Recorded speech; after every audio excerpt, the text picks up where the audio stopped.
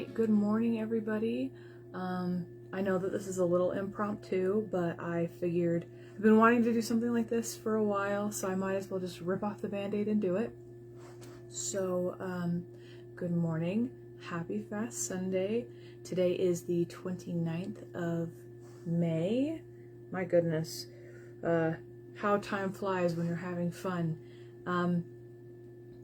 I wanted to post up a video about what Fast Sunday is and how it has affected me as a pagan.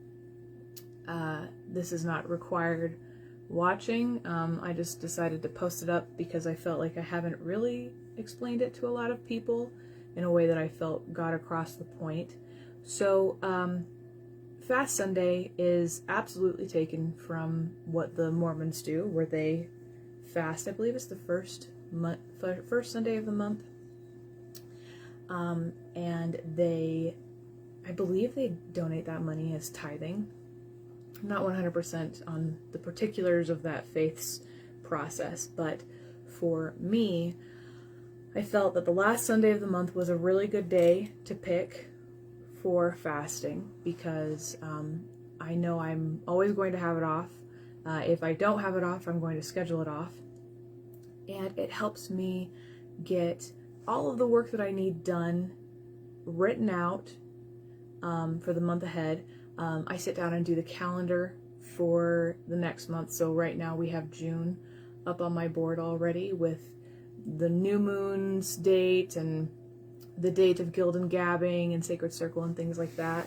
I update my personal calendar that I carry with me, and I calculate goals and ideas that I have for the next month that I really want to address. I also spend this day with myself. This is the first Fast Sunday that I have taken any time to really communicate with anybody outside of my home. I live with my father, so I have to talk to him, of course. But usually on Fast Sunday, I kind of self-isolate and I spend time with myself working on things that are important to me for that day. Now, obviously on Fast Sunday, I fast. My goal is 24 hours. So if I go to bed or if I eat my final meal at 9, I go from 10 p.m. to 10 p.m. on Sunday. My fasting does not always look like 24 hours. Depending on how I'm doing physically, emotionally, mentally, sometimes it's only 8 hours. Sometimes it's just as long as I'm asleep and I wake up and I need to have breakfast. Most of the time it's between 16 and 20 hours, which is pretty good. I've only made a full 24 hours once, and let me tell you, it was rough. It's supposed to be rough, though.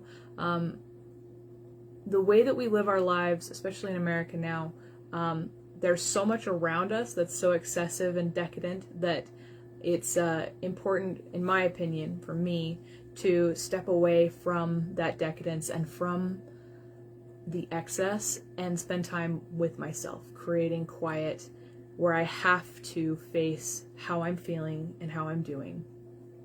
Which is generally what leads to me eating at 16 or 20 hours, because my body's like, you know what? I'm hungry.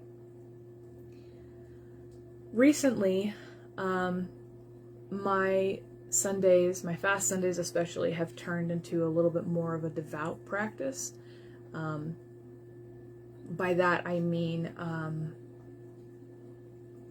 I will spend as much time as I possibly can in silence or in meditation or in some sort of ritual practice.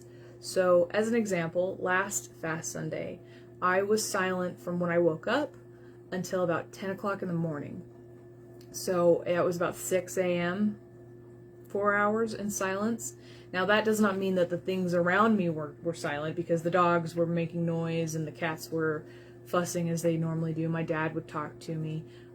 I try to let the people that are around me know if I'm going to be spending a period in silence, or if I have demands that are necessary of me. So like my dad knows that the last Sunday of the month is Fast Sunday, and so he won't offer me food because he's trying to be respectful of my needs. Now that doesn't always work. Sometimes he forgets, obviously. Sometimes I forget that it's Fast Sunday.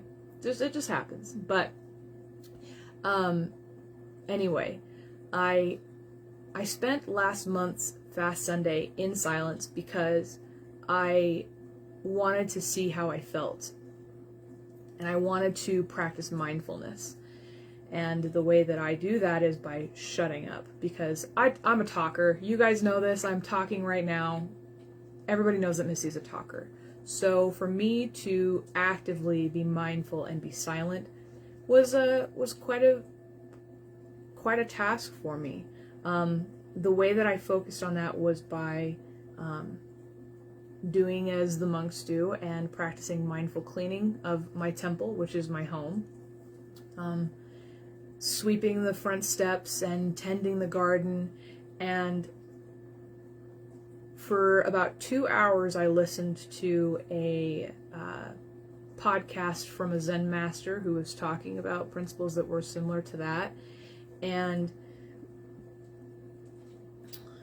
by the end of it, at about 10 o'clock in the morning, I think I had made it 12 hours at that point, fasted. My body was like, okay, we need something to eat. And I said, all right. So what I did is I collected some dandelion leaf from my garden and I soaked it in water, and I made scrambled eggs, and I added the dandelion to the eggs, which not a lot of people know, but that's really good for your body. You can eat every single part of the dandelion. And from that period on, I broke my silence and I was able to talk to my dad and sit in prayer and really just sort of enjoy my Sunday. This Sunday was a little bit different. I set water out last night to soak in the nighttime energies for a very particular task, and you guys might be able to hear it right now, but the thunderstorm that rolled through last night was intense. It woke me up in the middle of the night. There wasn't a lot of lightning for the most part, but the rain was intense, and there was tons of lightning. No thunder for the most part until the very end, but tons and tons of lightning. And I thought to myself, oh boy, I've left that water out to charge. It's going to be quite the morning. So I got up at 6:20, and the ritual in particular that I was working towards is a hygiene and cleansing and purifying ritual. So I poured that water out into a bowl, and I used it to wash my hands, my face, and my neck. And I offered the rest of the water back to the earth, and then you pour a second bowl, and you offer a sanctifying prayer over the bowl, and you make offerings from that water to your altars and to what's called the Lord and the Lady, which is the home as the Lord, and the Lady is the land. So I made those offerings to all my altars. I cleaned all my altars thoroughly. I lit new candles and new incense. I made the bed, and then I fed the animals. And it's a very particular regiment that I have assigned for myself in order to move into this space of mindfulness. So I took care of all of those things. I fed the animals, and then you feed yourself, or you work on yourself for the morning. So what that looked like is washing my face, taking my shower, brushing my teeth, doing my self-care ritual for the morning. And then you're supposed to eat. Well, today's Fast Sunday, so I haven't done that yet. So I've made myself a cup of tea. And I was struck with the impression that I should record these videos. I want to help my group move more towards whatever spirituality looks like for each and every single one of you. And I also understand that that means that that does not look like you guys doing Fast Sunday every single Sunday. Most of you do not have the time, nor the energy, or the space, or the privacy to perform a full Fast Sunday the way that I have started to. This is a practice that I have been working on now for I think 3 years, the Sunday fasting process. It did not look like this 3 years ago. When I first started, I think I made it 10 hours.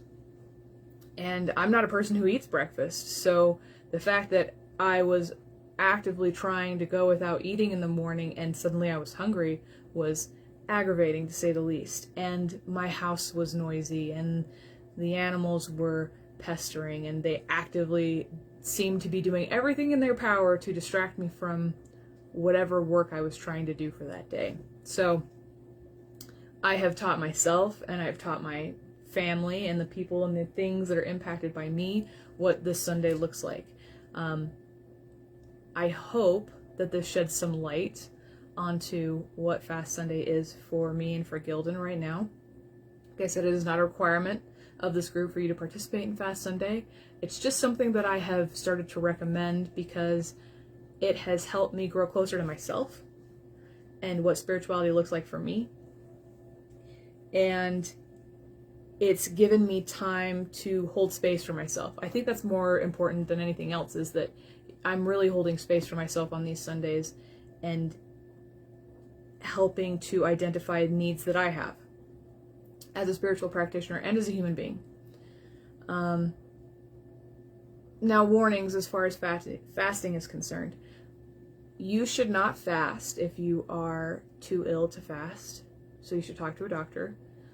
If you're diabetic, you shouldn't fast. If you are nursing or pregnant, you should not fast. And most children under the age of, I think, 16 are recommended to not fast. Anyone over the age of 16, it's recommended that you speak with a doctor. So if you decide to fast and you decide to do so without the advice of a doctor, which may or may not be what I've done, you are taking your own health into your own hands, and you need to be aware of what your body is telling you. If your blood sugar crashes, or if you're feeling sick because you haven't eaten anything in 12 hours, please eat something. If you start to detox from caffeine because you haven't eaten or had a caffeinated beverage in 16 hours, and you're one of those people that pounds soda pop or energy drinks or coffee, then please have a coffee. Please drink tea with caffeine in it. Please have a soda pop. Sip on a soda pop until you feel better. It's a practice that requires building up. It's an exercise. So ease into the length of time. And if your body is feeling unwell while you are doing it, listen to what your body has to say about that, okay? I want you all to be as safe as possible if you do choose to do a fasting period. There's a reason that the holidays that suggest fasting are only from sun up to sundown, and it's because I want everyone to be as healthy as possible. You are not going to be the Buddha. You're not going to be fasting under a tree for days at a time.